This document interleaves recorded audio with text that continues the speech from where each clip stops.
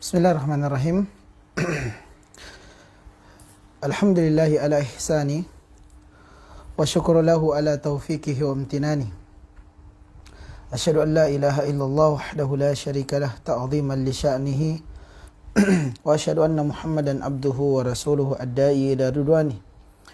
Allahumma salli ala Muhammadin wa ala alihi wa sahbihi wa ikhwani.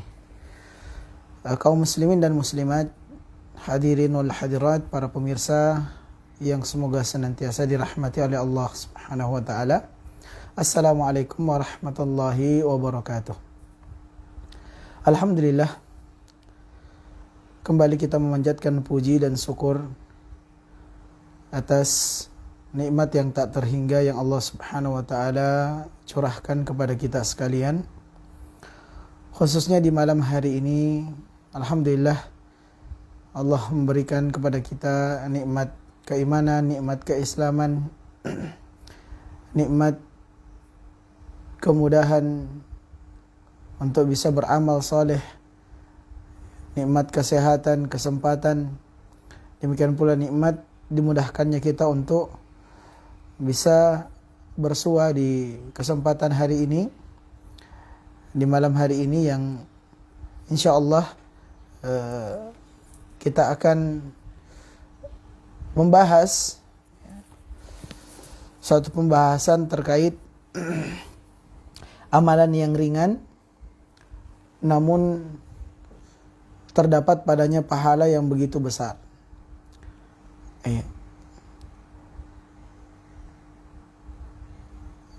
Para pemirsa rahimani wa rahimakumullah, di antara luasnya rahmat Allah Subhanahu wa taala atas orang-orang yang beriman, Allah Subhanahu wa taala telah menetapkan ibadah atau di antara ibadah-ibadah yang telah disyariatkan oleh Allah Subhanahu wa taala dalam agama Islam, ada ibadah yang ringan untuk kita kerjakan, namun Allah Subhanahu wa taala siapkan padanya pahala yang begitu besar. Ringan kita kerjakan, namun Allah Subhanahu wa taala menyediakan dari amalan tersebut, dari ibadah tersebut, pahala yang begitu besar. Sehingga sangat disayangkan apabila ibadah-ibadah yang ringan itu, yang Allah Subhanahu wa taala akan berikan ganjaran, balasan begitu besar, kita kemudian tidak memperhatikannya atau tidak bersungguh-sungguh di dalam mengamalkannya. Nah, apakah amalan-amalan yang ringan tersebut yang Allah Subhanahu wa taala berikan ganjaran pahala yang begitu besar? Maka insyaallah taala kita akan sebutkan beberapa pada kesempatan yang berbahagia ini. Namun sebelumnya, sejatinya seluruh amal ibadah tidak akan bisa ringan untuk kita kerjakan kecuali datangnya taufik dan hidayah dari Allah Subhanahu wa taala. Karena seringan apapun ibadah yang nanti kita akan jelaskan, nanti kita akan sebutkan beberapa di antaranya, kalau bukan karena kemudahan dan taufik dari Allah, maka tentu kita tidak akan mampu untuk melaksanakannya. Olehnya itu, di antara doa yang diajarkan oleh Nabi kita tercinta Nabi Muhammad sallallahu alaihi wa ala alihi wa sahbihi wasallam tasliman katsira adalah Allahumma a'inni ala dzikrika wa syukrika wa husni ibadatik. Ya Allah, bantulah aku, berikanlah pertolongan kepadaku untuk senantiasa mengingatmu, untuk senantiasa bersyukur akan nikmatmu, dan perbaikilah ibadahku. Karena ketiga hal ini termasuk dari ibadah kepada Allah Subhanahu wa taala, apapun bentuknya tidak akan bisa kita lakukan, tidak akan bisa kita laksanakan kecuali karena taufik dan kemudahan dari Allah Subhanahu wa taala. Baik, jemaah kaum muslimin, para pemirsa rahimani wa rahimakumullah. Amalan yang pertama dari amalan yang ringan namun memiliki pahala yang begitu besar adalah mengerjakan salat 2 rakaat ya setelah kita melaksanakan salat berjamaah, salat subuh berjamaah di masjid ya, lalu kemudian menunggu hingga ya matahari terbit ya, hingga matahari terbit ya, yang dikenal dengan salat isyraq atau salat duha di awal waktu. Hadis dari Nabi sallallahu alaihi wasallam yang dikeluarkan oleh Al-Imam At-Tirmidzi, dan hadis ini dihasankan oleh Syekh Muhammad Nasiruddin Al-Albani rahimahullahu taala, di mana Nabi SAW telah bersabda, man salla al-ghada fi jama'atin thumma qa'ada yadhkurullah hatta tatlu asy-syams thumma shalla raka'atain kanat lahu ka ajri hajjatin wa umratin tamatin. Barang siapa yang melaksanakan salat subuh secara berjamaah, barang siapa yang melaksanakan salat subuh secara berjamaah, ini syaratnya. Nah, lalu kemudian setelah salat dia duduk, dia berzikir, ya, entah itu dia membaca Quran, ya, atau zikir pagi, ya mungkin setelah itu dilanjutkan dengan baca Quran, ya, atau mungkin dia lagi ada kajian Islam misalnya, mendengarkan kajian, pengajian, ya.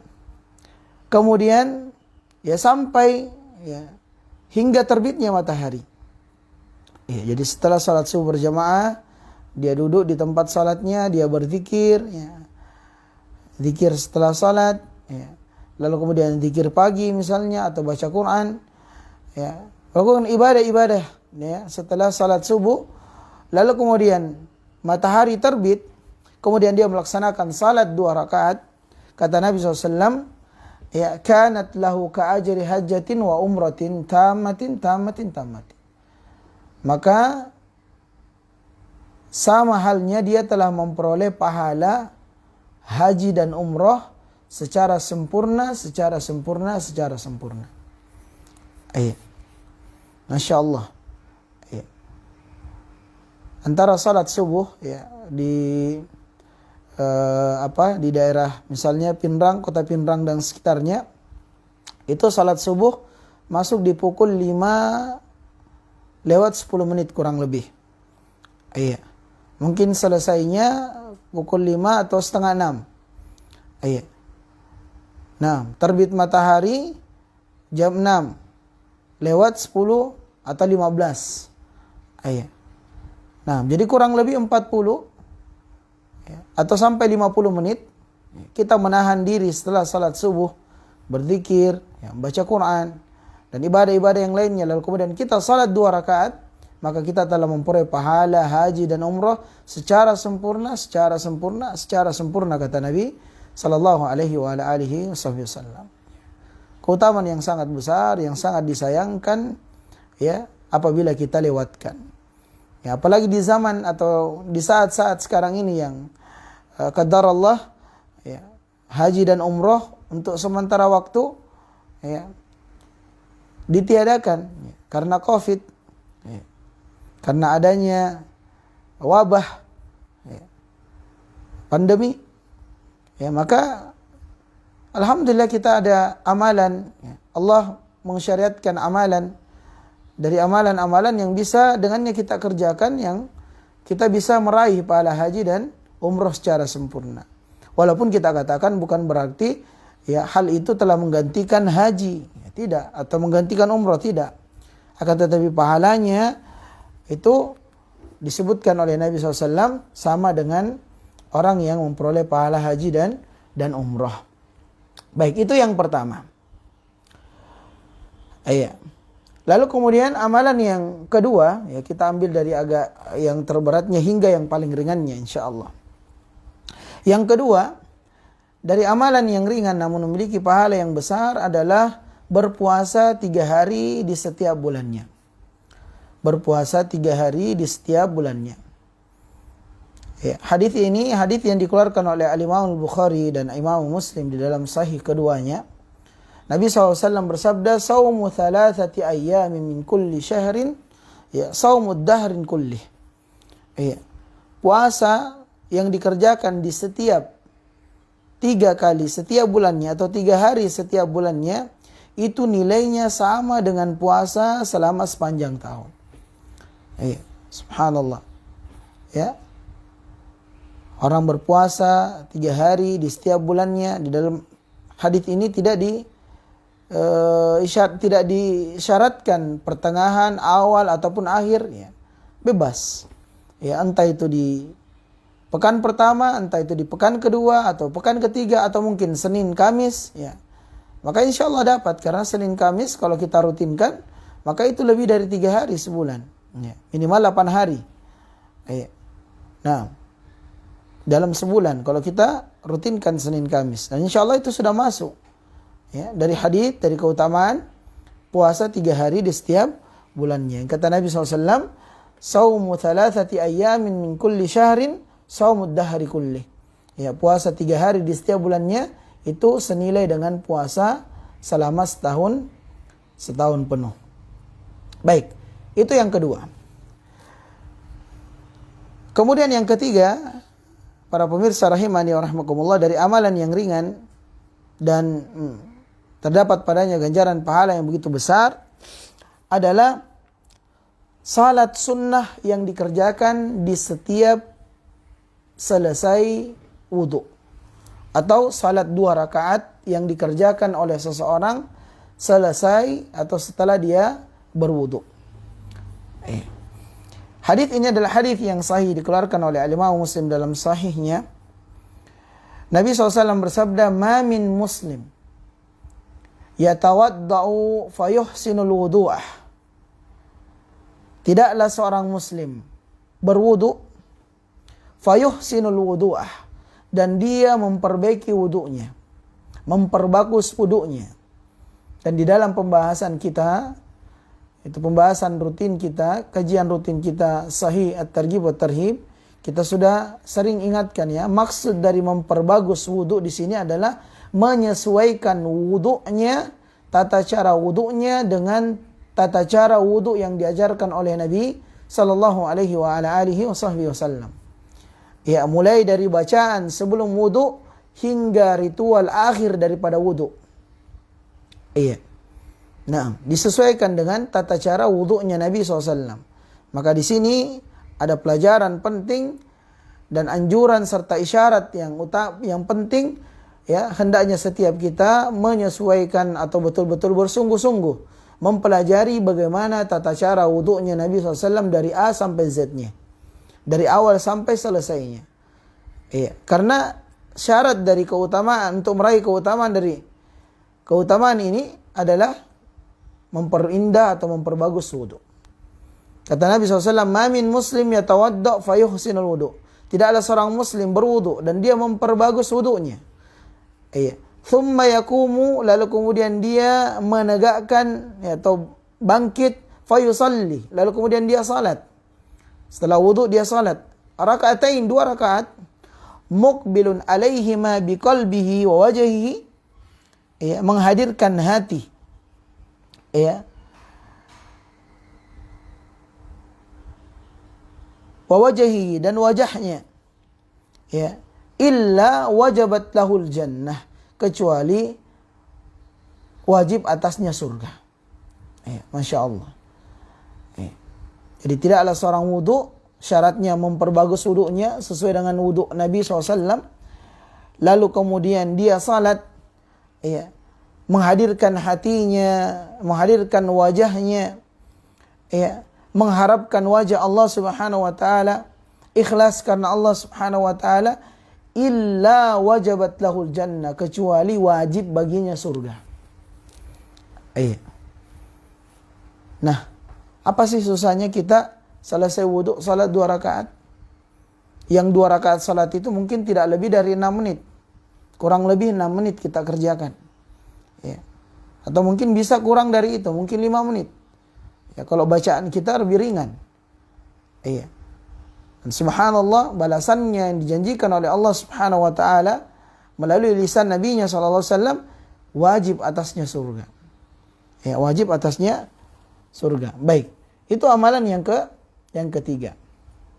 Selanjutnya, para pemirsa rahimani wa rahimakumullah, amalan yang keempat, ya, dari amalan yang cukup ringan namun memiliki ganjaran pahala yang begitu besar adalah membaca ayatul kursi di setiap selesai melaksanakan salat 5 waktu. Setiap melaksanakan salat fardu. Dalam hadis yang dikeluarkan oleh Al-Imam An-Nasa'i dan dikeluarkan juga oleh Imam Ibnu Hibban dan juga disebutkan oleh Al-Hafidz Ibnu Hajar dalam kitabnya Bulughul Maram, Nabi SAW pernah bersabda, "Man qara'a ayatal kursi fi duburi kulli salatin maktubatin lam yamna'u min duhulil jannah illa ayyamut." Siapa yang membaca ayatul kursi di setiap selesai melaksanakan salat yang diwajibkan, salat 5 waktu. Kata Nabi SAW, lam yamna'u min duhulil jannah illa ayyamut. Tidak ada penghalangnya masuk ke dalam surga kecuali kematian. Tidak ada penghalangnya masuk ke dalam surga kecuali kematian. Lagi-lagi jaminan surga. Lagi-lagi jaminan surga. Sementara surga adalah puncak tertinggi dari keinginan setiap kita, setiap muslim.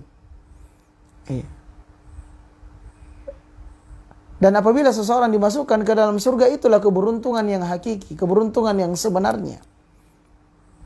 Allah berfirman, "Faman zuhziya 'anil nar wa udkhilal jannata faqad faz." Siapa yang dijauhkan dari neraka dan dimasukkan ke dalam surga, maka dialah orang yang mendapatkan keberuntungan yang besar, keberuntungan yang sebenar-benarnya keberuntungan. Dan ternyata amalan-amalan yang ringan bisa membuat kita dimasukkan ke dalam surga Allah Subhanahu wa taala. Membaca ayatul kursi di setiap selesai salat. Nah, sangat disayangkan sebagian kaum muslimin mengerjakan salat, selesai salat, Nah, sebagian mereka ada yang salam ke kanan ke kiri, selesai langsung beranjak pergi, tidak zikir terlebih dahulu. Padahal mungkin tidak ada juga perkara yang begitu mendesak harus dikerjakan. Nah, apa salahnya? Atau mengapa kita tidak duduk sejenak membaca ayatul kursi lalu kemudian dengannya kita bisa meraih keutamaan ini? Taib. Lalu kemudian dari amalan yang ringan, dari amalan yang ringan namun memiliki ganjaran pahala yang besar di sisi Allah Subhanahu wa taala, selanjutnya adalah mengerjakan salat sunnah 4 rakaat sebelum dan setelah salat zuhur. Melaksanakan atau mengerjakan salat 4 rakaat, salat sunnah sebelum dan setelah salat zuhur. Hadis ini adalah hadis yang dikeluarkan oleh Al-Imam At-Tirmidzi dan selainnya. Dan hadis ini adalah hadis yang sahih, semuanya disebutkan oleh Syekh Muhammad Nasiruddin Al-Albani rahimahullah. Di mana Nabi SAW bersabda, "Man hafadha ala 4 rakatain qabla adh-dhuhri wa 4 ba'daha haruma 'alan nar." Siapa yang menjaga salat 4 rakaat sebelum zuhur dan 4 rakaat setelahnya, maka Allah Subhanahu wa taala haramkan baginya neraka. Masya Allah. Siapa yang menjaga 4 rakaat sebelum dan setelah zuhur, Allah haramkan baginya neraka. Tidak ada keinginan kita di akhirat kecuali agar kita dijauhkan dari neraka. Bukankah di antara doa yang banyak diminta oleh Nabi Dan juga banyak kita minta kepada Allah adalah Rabbana atina fid dunya hasanah wa fil akhirati hasanah wa qina adzaban nar. Berlindung dari neraka Allah. Dan di antara amalan atau ibadah yang bisa menjadi penghalang seorang hamba dengan neraka Allah Subhanahu wa taala adalah menjaga salat sunnah 4 rakaat sebelum dan 4 rakaat setelah salat zuhur. Iya. Dan lagi-lagi itu tidak membutuhkan waktu yang begitu lama. Iya. Nah. Taib. Lalu kemudian selanjutnya dari amalan yang ringan namun memiliki pahala yang besar adalah menjaga salat sunnah rawatib 12 rakaat di dalam sehari semalam. Dan yang dimaksud salat rawatib 12 rakaat ini adalah 2 rakaat yang dikerjakan sebelum subuh, 4 rakaat yang dikerjakan sebelum zuhur, dan 2 rakaat setelahnya. Kalau tadi 4 rakaat setelahnya memiliki keutamaan khusus, dan 2 rakaat setelah maghrib, serta 2 rakaat setelah salat isya. Hadisnya adalah hadis yang dikeluarkan oleh Al-Imam Muslim dalam sahihnya. Nabi SAW bersabda, "Man sallat nata asyarata raka'atan fi yaumin wa laylatin, bunya lahu bihinna baitun fil jannah." Siapa yang mengerjakan salat sunnah di dalam sehari semalam sejumlah 12 rakaat, tadi yang sudah disebutkan, itu 2 rakaat sebelum subuh, 4 rakaat sebelum zuhur, 2 rakaat setelahnya, 2 rakaat setelah maghrib, dan 2 rakaat setelah salat isya. 12 rakaat, maka dari amalan tersebut akan dibangunkan untuknya sebuah rumah di surga. Akan dibangunkan untuknya sebuah rumah di surga. Dan apabila seseorang dibangunkan rumah di surga, tentu tidak mungkin kecuali dia menjadi penghuninya. Nah, secara otomatis dia akan dimasukkan ke dalam surga, dan di dalam surga dia akan dibangunkan rumah. Dimasukkan ke dalam surga dan dibangunkan rumah di dalam surga. Lalu kemudian selanjutnya adalah dari amalan yang ringan namun memiliki pahala yang besar di sisi Allah Subhanahu wa taala, yaitu berdoa setelah dikumandangkannya azan. Dan ini Allahumma musta'an banyak kaum muslimin juga mengabaikannya. Padahal keutamaan yang begitu besar. Dan kita disyaratkan, kita dianjurkan untuk menjawab adzan apa yang disebut oleh muadzin. Kecuali seruan hayya 'alas shalah, jawaban kita adalah la haula wala quwata illa billah.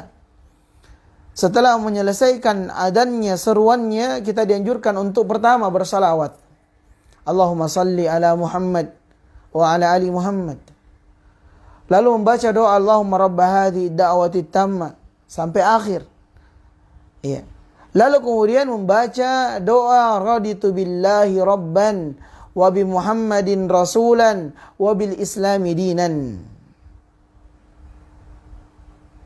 Apa keutamaannya? Disebutkan hadis yang sahih dikeluarkan oleh Imam Muslim dalam sahihnya. Nabi SAW bersabda, "Man qala hina yasma'ul muadzin." Siapa yang berdoa setelah dia mendengar muadzin, asyhadu an la ilaha illallah wahdahu la syarikalah wa anna Muhammadan abduhu wa rasuluh, raditu billahi rabban wa bi Muhammadin rasulan wa bil islami dinan, ghufira lahu dhanbahu.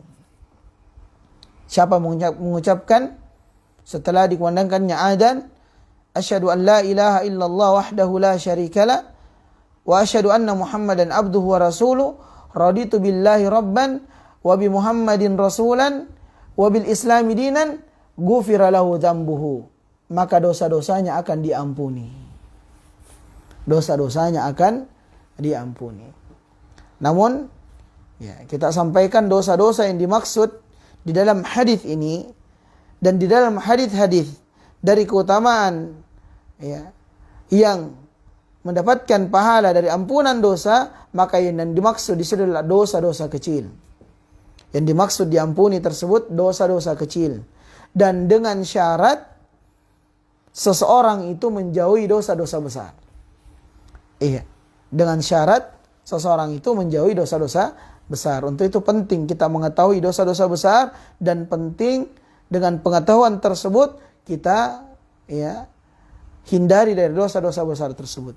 Karena setiap amalan yang datang yang dimana amalan tersebut dikerjakan mendapatkan ampunan dosa, maka maksud dosa yang diampuni itu adalah dosa-dosa kecil. Dan syaratnya adalah seseorang itu meninggalkan dosa-dosa besar. Baik. Kemudian selanjutnya adalah dari amalan yang ringan namun memiliki pahala yang besar, yaitu melaksanakan salat subuh dan salat asar.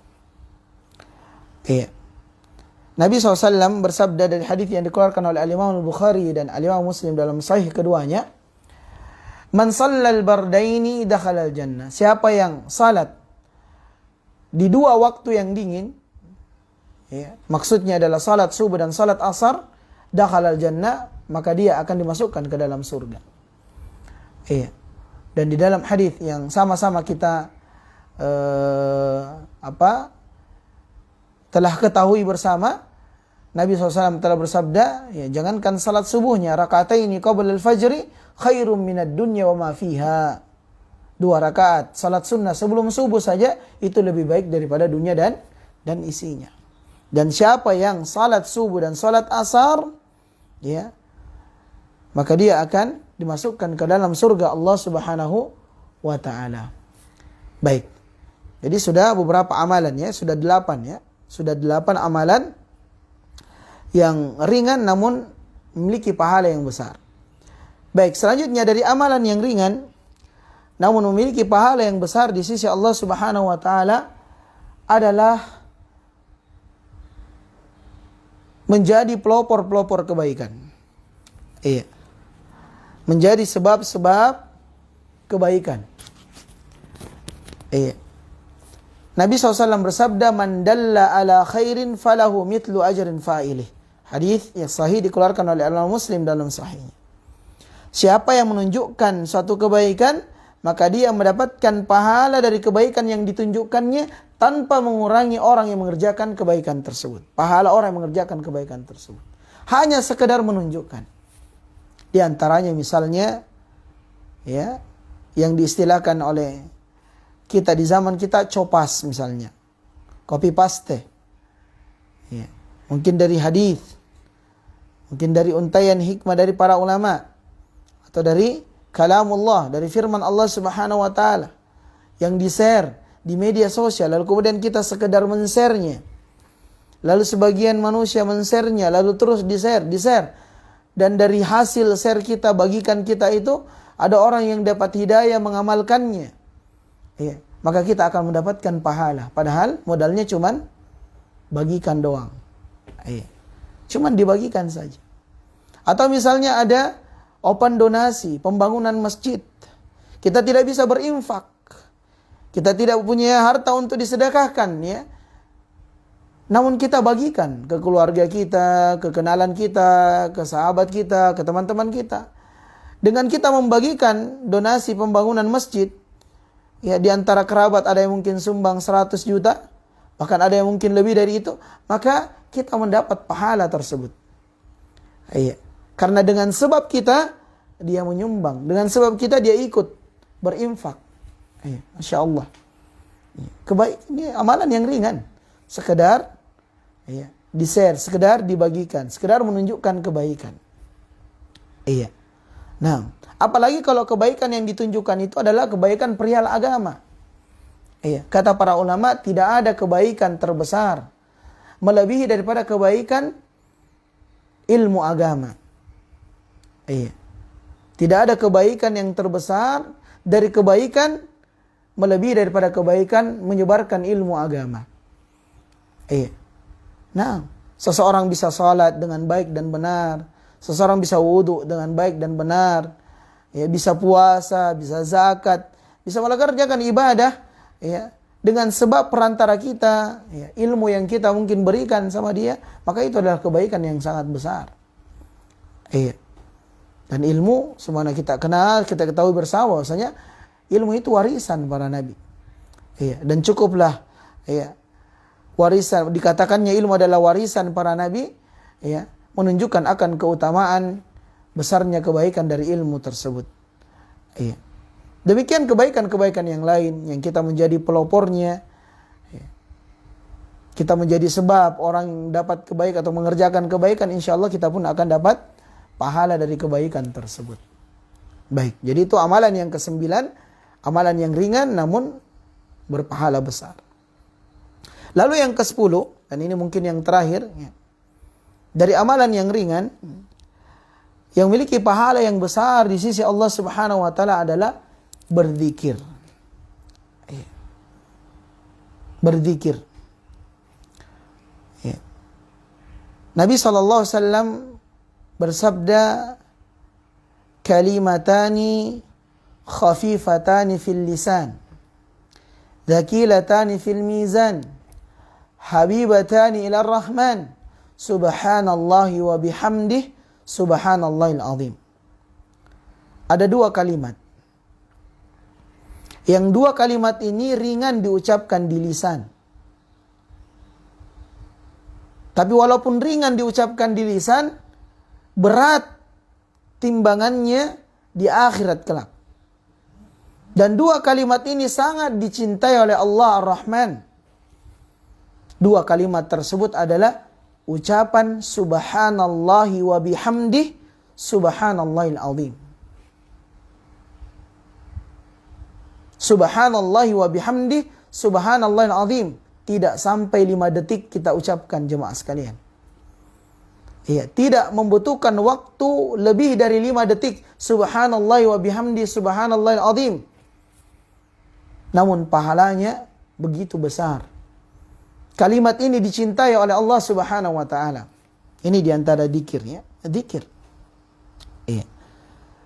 Demikian pula dzikir yang lainnya seperti ucapan subhanallah, alhamdulillah, wa la ilaha illallah, Allahu akbar. Di mana Nabi sallallahu alaihi wa ala alihi wasallam telah bersabda dari hadis yang dikeluarkan oleh Imam Muslim dari sahabat Abu Hurairah. Qala Rasulullah sallam bersabda, "Lan aqula subhanallah walhamdulillah wa la ilaha illallah wallahu akbar ahabbu ilayya mimma talat alaihi syams." Aku mengucapkan subhanallah, alhamdulillah, wa la ilaha illallah, Allahu akbar, itu lebih aku cintai daripada segala sesuatu yang disinari oleh matahari. Singkatnya sama halnya Nabi mengatakan ucapan subhanallah, walhamdulillah, wa la ilaha illallah, wallahu akbar, itu lebih aku cintai daripada dunia dan isinya. Lebih aku cintai daripada dunia dan isinya. Dan di dalam hadis yang lain yang dikeluarkan oleh Al-Imam Ahmad dari sahabat Abdullah bin Umar radhiyallahu taala anhuma, Rasulullah SAW telah bersabda, "Ma'alal ardi rajulun yaqulu la ilaha illallah wallahu akbar wa subhanallahi walhamdulillahi wa la haula wa la quwata illa billah illa kuffirat anhu dhunubahu walau kanat akthara min zabadil bahar." Kata Nabi SAW, tidaklah seorang di muka bumi ini mengucapkan la ilaha illallah, Allahu akbar, subhanallah, walhamdulillah, wa la haula wa la quwata illa billah, kecuali pasti dosa-dosanya akan diampuni walaupun dosa-dosanya tersebut sebanyak buih di lautan. Subhanallah. Hanya sekedar mengucapkan la ilaha illallah, wallahu akbar, subhanallah, alhamdulillah, wa la haula wa la quwata illa billah, diampuni dosa-dosanya walaupun sebanyak buih di lautan. Lagi-lagi dosa yang dimaksud di sini dosa kecil. Dengan syarat tadi meninggalkan dosa-dosa besar. Nah, dalam hadis yang lain Nabi SAW bersabda, hadis yang dikeluarkan oleh Imam Muslim dari sahabat Abu Dzar radhiyallahu taala anhu, Kata Nabi SAW, ala ukhbiruka bi ahabbil kalami ilallah. Maukah aku beritahukan kepadamu wahai Abu Dzar dari satu ucapan yang sangat dicintai oleh Allah Subhanahu wa taala? Iya. Kata Nabi SAW, subhanallahi wa bihamdih. Iya. Semakna dari hadis yang tadi kita sudah sebutkan. Dua kalimat yang dicintai oleh Allah Subhanahu wa taala. Dalam riwayat yang lain juga dikeluarkan oleh Imam Muslim dalam sahihnya dari sahabat Abu Malik Al-Asy'ari radhiyallahu taala anhu, Nabi SAW bersabda, at-tuhuru syatrul iman. Bersuci itu bagian atau setengah dari keimanan. Walhamdulillah tamla'ul mizan. Dan ucapan alhamdulillah itu memenuhi timbangan amal. Wa subhanallah walhamdulillah tamla'an. Atau tamla'a ma bainas samawati wal ardh. Dan ucapan subhanallah walhamdulillah itu keduanya memenuhi timbangan atau antara langit dan bumi. Iya. Nah. Dan amalan-amalan dzikir yang begitu banyak yang memiliki keutamaan yang besar. Iya. Dan inilah amalan yang teringan. Berzikir kepada Allah Subhanahu wa taala. Tidak membutuhkan harta, tidak membutuhkan tenaga, tidak membutuhkan waktu yang banyak. Ya, kita duduk-duduk, kita berdiri, kita baring-baring bisa berzikir. Dan apa yang menghalangi kita untuk mengucapkan subhanallah, alhamdulillah, wa la ilaha illallah, Allahu akbar, atau subhanallah wa bihamdi, subhanallahil azim, dan zikir-zikir yang disyariatkan. Yang lainnya, di saat kita berbaring, di saat kita duduk, di saat kita berdiri. Padahal Allah telah berfirman, alladzina yadhkuruna Allah qiyaman wa qu'udan wa ala junubihim. Orang-orang yang senantiasa berzikir kepada Allah, baik dalam keadaan berdiri, dalam keadaan duduk, dalam keadaan baring. Iya. Ala bi dzikrillah tatmainnul qulub. Dan keutamaan zikir, kata Allah Subhanahu wa taala, hanya dengan mengingat Allah hati ini akan menjadi tentram. Bukan hanya tentram, dapat pahala yang besar. Iya. Dengan amalan yang sangat ringan. Namun lagi-lagi kita katakan jemaah sekalian, para pemirsa rahimani wa rahimakumullah jami'an, bahwasanya amalan sampai pun ringan seperti dzikir, tanpa adanya pertolongan dan kemudahan serta taufik dan hidayah dari Allah, tidak ada di antara kita yang mampu untuk mengerjakannya. Iya. Olehnya itu terakhir, ya, termasuk dari amalan yang ringan, dan amalan ini membantu kita untuk mengerjakan semua amalan-amalan baik ringan maupun berat, yaitu berdoa kepada Allah Subhanahu wa taala. Iya. Ud'uni astajib lakum, kata Allah. Berdoalah kepadaku, niscaya aku akan kabulkan. Apa saja permohonan kita, apa saja permintaan kita, apa saja keinginan kita, apa saja hajat kita, mintalah kepada Allah Subhanahu wa taala dan bersungguh-sungguhlah dalam memintanya. Tadi sudah kita singgung di awal doa yang diajarkan oleh Nabi, Allahumma a'inni ala dzikrika wa syukrika wa husni ibadatik. Ya Allah, bantulah aku, berikanlah pertolongan atasku, berikanlah taufik dan hidayah untukku, agar senantiasa berzikir kepadamu. Karena zikir, walaupun amalan yang ringan, begitu ringan, dari amalan-amalan yang ada, tidak akan mampu kita gerakkan lisan dan lidah kita, ya, kecuali karena kemudahan dan taufik serta hidayah dari Allah. Bersyukur kepada Allah. Baiknya ibadah, bisa beribadah kepada Allah, semuanya itu adalah taufik dan kemudahan dari Allah. Untuk itu kita berdoa kepada Allah, Allahumma a'inna ala dzikrik wa syukrik wa husna ibadatik.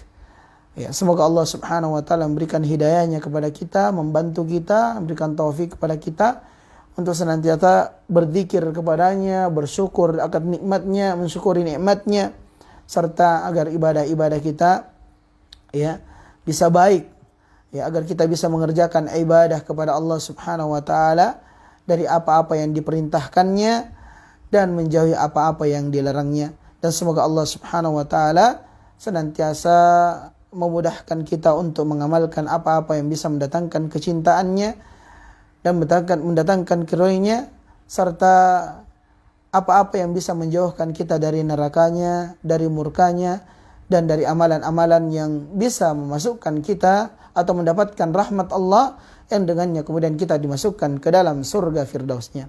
Ini yang dapat kami sampaikan. Semoga bermanfaat untuk kami dan untuk para pemirsa yang menyimak kajian ini.